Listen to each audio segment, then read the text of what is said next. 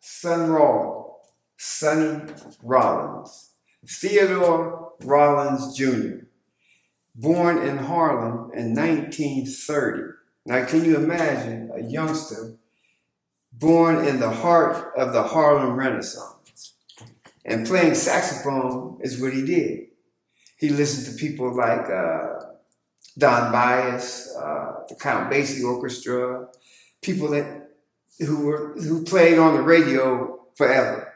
During the war years, Sonny played saxophone. Now, he's still living.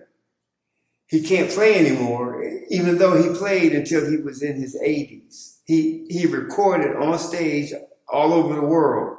But the only reason he still can't play is as a New Yorker, he came outside after 9/11 and breathed in everything.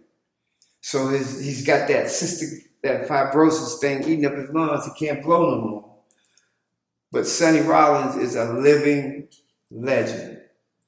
A guy who, if you tune in, look for his name, he'll explain why he does what he does, who he did it with, and why music to him is almost like a spiritual or religious calling.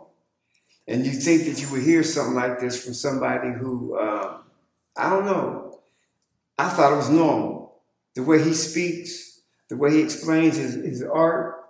And at one time he did paint. I know this because a friend of mine took him some photographs of my work, and he knew from a painter's standpoint, he said, you know what, that's deep, that's heavy. I said, Sonny Rollins like my work?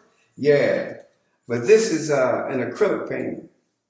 And I was able to do some things with it at the time that I wouldn't normally do. And I made the playing card motif because I call this the King of Hearts. Yeah, Sonny Rollins. If you can go to your library, go to your television, and look up Sonny Rollins, you'll see it all. You see him playing in Copenhagen. You see him playing in Germany. You see him playing in New York. He used to go to the Museum of Modern Art, to their garden, their sculpture garden, with his saxophone and just play. Just practice and play. And he practiced so much that he used to go up on, not the Brooklyn Bridge, but it was it wasn't the Brooklyn Bridge.